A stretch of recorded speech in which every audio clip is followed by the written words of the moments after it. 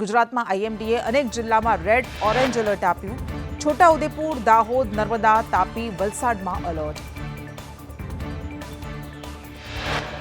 ભરૂચ, સુરત, વડોદરા માટે orange alert જાહેર. દાદરાનગર હવેલી અને દમણ, પંચમહાલ, નવસારીમાં પણ ચેતવણી. તોફાની વરસાદ અને પવનની ચેતવણી. ગુજરાતમાં 2 થી 5 જુલાઈ દરમિયાન સૌરાષ્ટ્ર, દક્ષિણ ગુજરાતમાં ઓરેન્જ એલર્ટ. 40 થી 50 કિલોમીટરની ઝડપે પવન ફૂંકાવાની આગાહીને પગલે માછીમારોને દરિયો ન ખેડવાની સૂચના અપાઈ. બ્રેક બાદ દેશમાં ચોમાસું ફરી પકડશે રફતાર. હવામાન વિભાગે 15 રાજ્યો માટે કરી આગાહી. 15 રાજ્યોમાં ગાજવીજ સાથે વરસાદની આગાહી. દિલ્હી, ઉત્તર પ્રદેશ, બિહાર માટે વરસાદની આગાહી. રાજસ્થાન, મધ્યપ્રદેશ, મહારાષ્ટ્રમાં પણ મેઘાનું એલર્ટ. આસામ, અરુણાચલ પ્રદેશમાં તોફાની એલર્ટ. મુંબઈમાં ભારે પવન સાથે વરસાદ. ભારે પવન સાથે દરિયામાં કરંટ જોવા મળ્યો. મરીન ડ્રાઈવ પાસે દરિયામાં ઊંચા મોજા ઉછળ્યા. ભારે વરસાદથી કેટલાક વિસ્તારમાં પાણી ભરાયા. અંધેરી સબવે વાહન વ્યવહાર માટે બંધ. આસામમાં ધોધમાર વરસાદથી પૂરની સ્થિતિ. આસામ અને અરુણાચલ પ્રદેશમાં ભારે વરસાદ. ભારે વરસાદને કારણે નદીઓમાં પાણીની આવક. કેમી અને ઓમાન નદીઓમાં ઘોડાપૂર. 300 મીટર લાંબો લોખંડનો પુલ પણ ધોવાઈ ગયો. ભાવનગરના મહુવાના બગદાણા અને મૂણપરમાં વાદળો સાથે વરસાદનો નવો રાઉન્ડ. ગ્રામ્ય વિસ્તારોમાં ઠંડક પ્રસરી, જે ખેડૂતો માટે ફાયદાકારક સાબિત થશે. આણંદ જિલ્લામાં જૂન મહિનો પૂર્ણ થવા છતાં વરસાદ ન પડતા કેનાલો ખાલી. હવામાન વૈજ્ઞાનિક મનોજ લુનાગરિયાએ ખેડૂતોને કૃષિ બુલેટિન મુજબ કામગીરી કરવા સલાહ આપી. ભરૂચના પાનોલી નજીકના વિસ્તારો અને અંકલેશ્વર જીઆઈડીસીમાં મેઘરાજાનું આગમન. વરસાદી ઝાપટા પડતા લોકોને અસહ્ય ગરમીમાંથી રાહત મળી. વલસાડ જિલ્લામાં ધોધમાર વરસાદ ખાબક્યો. કપરાડા, પારડી અને નાના પોંઢા વિસ્તારમાં મેઘમહેરથી ખેડૂતોમાં ખુશી છવાઈ. આણંદમાં વરસાદની કામનાએ મુસ્લિમ સમાજે વિશેષ દુઆ કરી. ખેડૂતો અને જનજીવનને રાહત માટે પ્રાર્થના કરાઈ.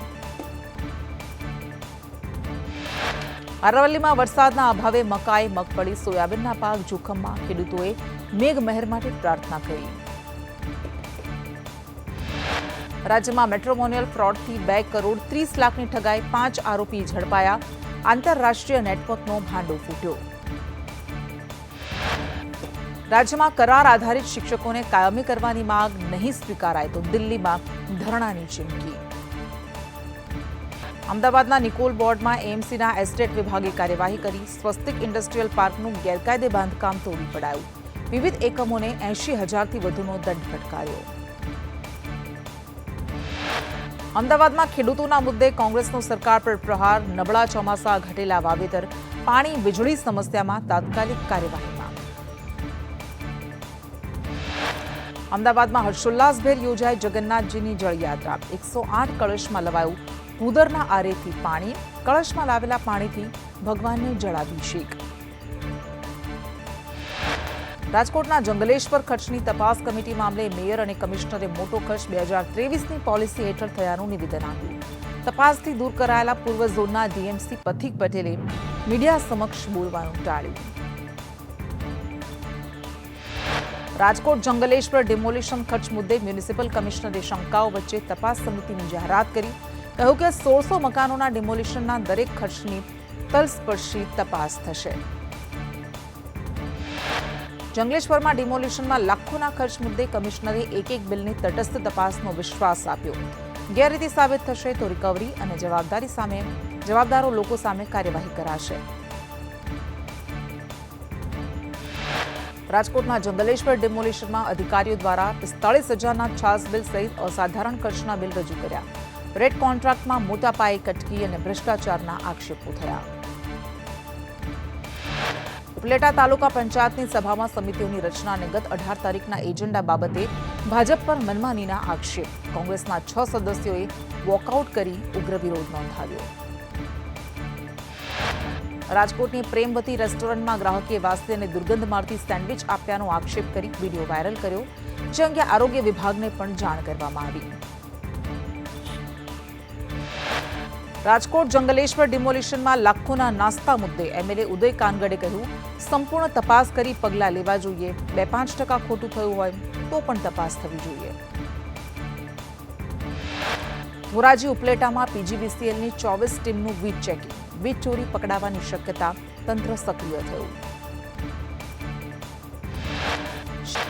ગરડાના ધારાસભ્ય શંભુનાથ ટુંડિયાએ કલેક્ટરને ભલામણ પત્ર લખ્યો. ગરડા તાલુકામાં આવતા અને ઔદ્યોગિક દ્રષ્ટિએ વિકસિત ઢસા ગામને અલગ તાલુકાનો દરજ્જો આપવા માંગ કરી. લીંબડીના શિવશક્તિનગર 2 વિસ્તારમાં પાણી, રોડ અને સ્ટ્રીટ લાઇટ જેવી પાયાની સુવિધાઓ ન મળતા રોષ. ભરાયેલા રહીશોએ નગરપાલિકા કચેરીએ હાઈના નારા લગાવી ઉગ્ર રજૂઆત કરી. દેવભૂમિ દ્વારકાના કલ્યાણપુર તાલુકામાં એલસીબીના દરોડા દરમિયાન ખાનગી જમીનમાંથી મોટા પાયે ગેરકાયદેસર બોક્સાઇટ ખનન ઝડપાયું. પોલીસે ખાણ ખનીજ વિભાગને રિપોર્ટ સોંપ્યો. રિજનલ વાઇબ્રન્ટ સમિટમાં સીએમ ભૂપેન્દ્ર પટેલે કહ્યું કે રાજ્યમાં 8 નવી સ્માર્ટ જીઆઈડીસીની જાહેરાત કરી. 8 શહેરમાં 3671 એકરમાં સ્માર્ટ જીઆઈડીસી બનાવાશે. યુએસ, જાપાન, યુક્રેન રાજદ્વારીઓ વાઇબ્રન્ટના મહેમાન બન્યા. આ સાથે દુનિયાના 7 દેશના રાજદ્વારીઓ વાઇબ્રન્ટમાં સામેલ થયા. 7 દેશના ઉદ્યોગપતિઓએ વાઇબ્રન્ટ સમિટમાં ભાગ લીધો. મુખ્યમંત્રીએ કહ્યું, Gujarat global gateway of future બની રહ્યું છે. 13 લાખ કરોડથી વધુના એમઓયુ, નવી ઇન્ડસ્ટ્રીયલ પોલિસી અને રોકાણથી વિકાસને વેગ મળશે. મુખ્યમંત્રીએ કહ્યું કે ધોલેરા દેશનું પ્રથમ સ્માર્ટ ઇન્ડસ્ટ્રીયલ સિટી બનશે. ગિફ્ટ્સ ફિનટેક હબ તરીકે વિકસી રહ્યું છે. નવી ઇન્ડસ્ટ્રીયલ પોલિસી રોકાણને નવી દિશા આપશે.